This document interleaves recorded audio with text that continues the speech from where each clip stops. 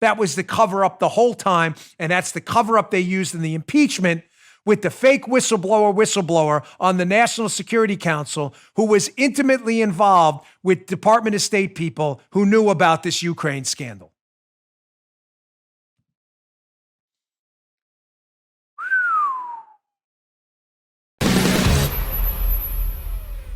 He knows what Ron Johnson knows. And what does Ron Johnson know? That key figures in Ukraine paid a lot of money to Biden family members to make their own corruption go away. These Ukrainian business people. Let me just describe to you in a quick nutshell what the scandal in Ukraine was, because it still confuses people and it shouldn't. There was a minister in a Ukrainian government that was alleged to have corruptly obtained millions of dollars in natural gas leases, okay? Natural gas leases worth millions of dollars. He was a minister in the government at one point. When the government changed to a new government and started looking into this former minister from the prior government for those gas leases, hey, how did you get those? These same people involved with the gas leases hired Biden's kid to make that investigation go away. Joe Biden then travels to Ukraine right after that in April 2014 as the government changes. Immediately after that, his son gets appointed to the board of the natural gas company involved in this investigation, and so does his partner, Devin Archer, who Biden meets with before he goes over to Ukraine. Everybody tracking me there? It's a simple scandal. Yeah. The prior government that this minister was a part of was accused of basically stealing the rights to these natural gas companies, these natural gas leases. When the new government came in, they said, hey, we're investigating that. Biden immediately runs over to put that fire out and gets his son and their business partner, Devin Archer, appointed to the board of the company that's being investigated. And then 2 years later, as the prosecutor closes in on the investigation, 2 years later in 2016, the prosecutor gets fired pursuant to Biden's demand he get fired. You may say, well, my gosh, that sounds really ugly. Here's how they were going to cover it up. Washington Post knew about this all the way back in April 2014 when it happened. They covered this. This was kind of weird. Biden arrives in Ukraine to show U.S. support as crisis with Russia continues. Washington Post later went on and reported about this weird thing that Burisma, they let it go completely once they realized Biden was going to run for president. Other people knew about this too.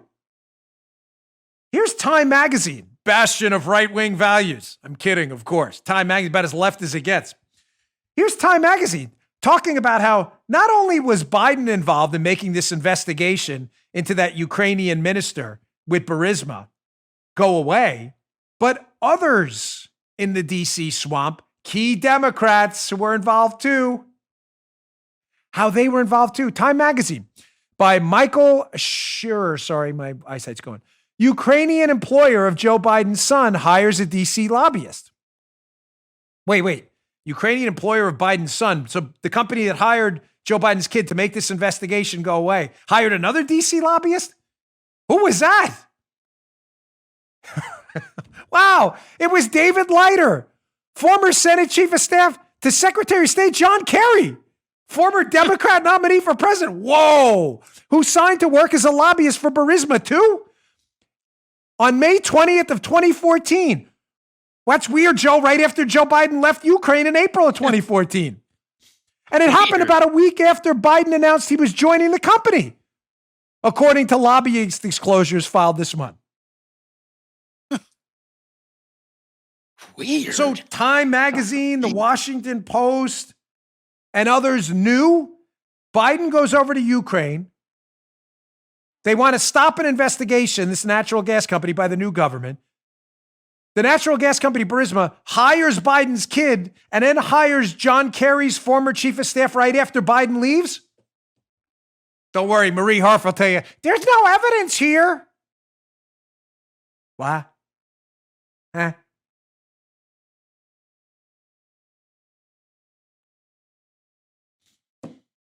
Here's part 2 of that Time article. Nothing to see here, liberal talking heads. Where they not only hired Devin Archer and this John Kerry, Secretary of State, Chief of Staff, they also hired Chris Hines, Chris Hines. That name sounds familiar. Yeah, John Kerry's stepson, son of Teresa Hines, the ketchup heiress who John Kerry married.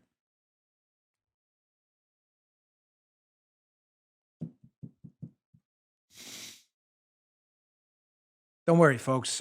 There's nothing to see here. Do you have that second screenshot there? Don't edit this because this is like, I don't want to delete. This show is great. Sometimes we run into like a little technical snafu in the middle. Do not edit this show. I don't want to lose any of where I am in my head. And sometimes if we have to chop stuff out and put it in, but if you're wondering like why I'm delaying right now, it's only because we can't find the second screenshot. I know I put up, but I want to, this is key. You got it? Nice. This is super important. Thank you. Good, Phil. Don't edit that. Good, Phil. No time for edits. Leiter's involvement in the firm, talking about Burisma, rounds out a power pack team of politically connected Americans. What the hell is a Ukrainian natural gas company hiring a bunch of, quote, politically connected Americans for? That also included a second board member, Devin Archer, a Democrat bundler and former advisor to John Kerry's presidential campaign. Both Archer and Hunter Biden have worked as business partners with Kerry's son-in-law, Christopher Hines, the founding partner of Rosemont Capital, a private equity company. So Hines not on the Burisma board, but Hines is a partner, John Kerry's stepson, with Hunter Biden and also Devin Archer, John Kerry's former advisor, as they hire this guy Leiter, John Kerry's former chief of staff. This company that's being investigated, that hires these people, this Ukrainian company hires these people after Biden goes to Ukraine. And the investigation gets magically shut down 2 years later with Biden on tape demanding the prosecutor shut the investigation down. Biden on tape demanding the prosecutor be fired. I'm sorry, precision matters. You may say, okay, Dan, now you've pretty much shown us the media already knew about this. Where's the cover-up? Well, they got worried when Joe Biden said he was going to run for president. Everybody got worried. They didn't think he was going to do it. When he did, they realized this was going to be found out, and they needed to cover this up. So here's where the cover-up starts. I want to show you this Wall Street Journal article about Burisma, the same natural gas company that hired Devin Archer, that hired Hunter Biden's kid, and hired John Kerry's former chief of staff. This Wall Street Journal article talks about a really interesting partnership Burisma had. Wall Street Journal, Ukraine company's campaign to burnish its image stretched beyond Hunter Biden. They're talking about Burisma. Who else did they partner up with Burisma? Burisma was spending a lot of money to make sure their association with Hunter Biden, this investigation, went away. Ladies and gentlemen, they partnered up with the Atlantic Council. Look at this, Wall Street Journal. Wow. Burisma later became a sponsor of a Washington think tank, the Atlantic Council. Some of you bells are ringing right now.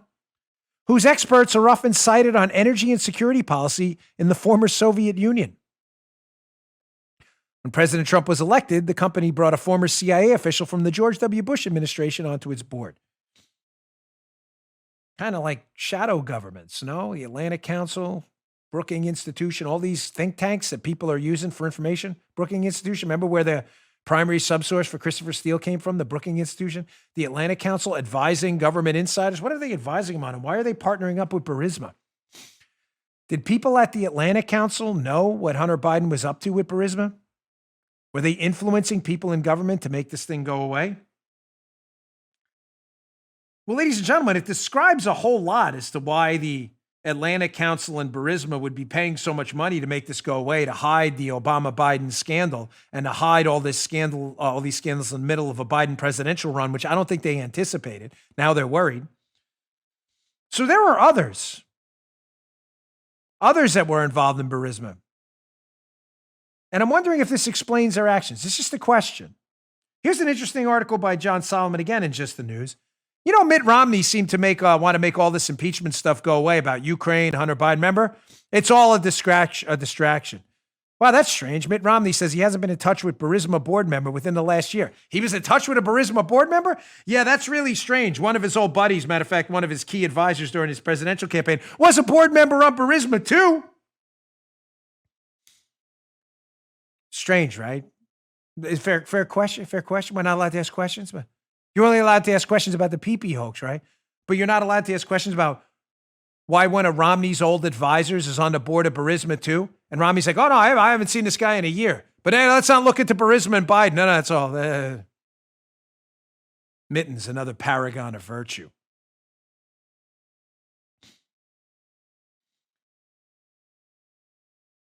Let's talk a little bit more about the cover-up here. So this morning I put in a search engine. I wanted to find this old article in the Washington Examiner. There's a really big donor to the Clinton Foundation, a guy by the name of Victor Pinchuk, that the Clinton Foundation and the Clintons tried to run away from. He's Ukrainian too. Pinchuk was also a big donor to the Atlantic Council. Here, Washington Examiner. Emails show Clinton denied, then met with Ukrainian donor. Emails made public Tuesday show a Ukrainian businessman and major Clinton Foundation donor, he donated $25 million, was invited to Hillary Clinton's home. They later tried to deny that. I'll tie this all together in a minute, I promise. Burisma, as I showed you in the Wall Street Journal, partners up with the Atlantic Council. The Atlantic Council gets big money from Victor Pinchuk, who's also a big Clinton Foundation donor. You following, Joe? Yes, I am, Daniel. Who else did the Atlantic Council, that's advising government figures on all this stuff, who else did the Atlantic Council partner up with? This is all in my book, Follow the Money. This part's documented extensively. That's why the reviews have been terrific. Thank you. Let's look at the Atlantic Council's own press release. This is crazy. Atlantic Council, they put out a press release about Ukraine's presidential election. They seem really interested, Atlantic Council in Ukraine. You know, where Biden's play for pay, where that happened. Why are they so interested in this? On their press release, check this out. Look at this partnership. This is just a doozy. The Atlantic Council partners up with, Pinchuk again? What the hell? By exposing foreign interferences in a... It's great. Keep in mind, the Atlantic Council, where all these swamp rats are, is already prepping the narrative to cover up for Biden here, folks. Quote, by exposing foreign interference as it occurs leading up to the runoff election, the Atlantic Council, the Victor Pinchuk Foundation, and the Transatlantic Commission on Election Integrity hopes to provide Ukrainians with the necessary tools to check outside efforts to influence their vote. So a bunch of former government insider swamp rats over at the Atlantic Council, who are partnered up with Burisma, the company Joe Biden's family is working on to make an investigation go away. Those same people at Burisma partner up with the Atlantic Council, a major Clinton donor, and the Transatlantic Commission on Election Integrity that focuses on foreign interference in elections. Foreign interference, the same line they've been using against Trump to get him impeached as he started looking into this Biden thing. Remember? Joe Biden's overseas and, Donald Trump is calling the Ukrainian president, asking him to look into this. That's foreign interference in our election again, just like the Russia hoax. Let's wrap this up with this CNN screenshot here, because who is on and who was appointed to the Transatlantic Commission on Election Integrity after he left office? Oh, Joe Biden. Oh my gosh. How is that? CNN. Leaders from around the globe, including former Vice President Joe Biden, are banding together in an effort to thwart attempts at interfering in elections. That's a story about Joe Biden's appointment to the Transatlantic Commission on Election Integrity that partnered up with a major Clinton donor, that partnered up with the Atlantic Council, that partnered up with Burisma, the company that hired Joe Biden's kid to make an investigation into a pay-for-play scheme go away. The real story here is Joe Biden's international scheming and his pay-for-play operations, his corrupt son, child pornography allegations, money laundering allegations, the big guy getting kickbacks on all of this. And in order to make that go away, all these swamp rats who all know each other, Biden's stepson, Devin Archer, Biden's former secretary, John Kerry's stepson, John Kerry's former secretary, former chief of staff, John Kerry himself, who was involved in this, Hunter Biden, Joe, they all know each other. They all know these donors. Clinton knew who they were. They needed to make this all go away. They put Joe Biden on an election integrity board to monitor foreign interference, and that foreign interference is the narrative they use to try and make all the pay-to-play stuff go away. And the minute Trump started asking about it in Ukraine, what he knew was going on, pay-to-play, what's the narrative they used to get him impeached? Trump is dealing with a foreign government to interfere in our elections and go after his rival, Joe Biden. The narrative had already been set up.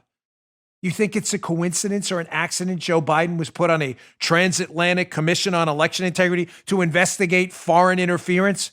He was put there because foreign interference was the narrative they were going to use to replace the truth. That was the cover-up the whole time, and that's the cover-up they used in the impeachment with the fake whistleblower on the National Security Council who was intimately involved with Department of State people who knew about this Ukraine scandal.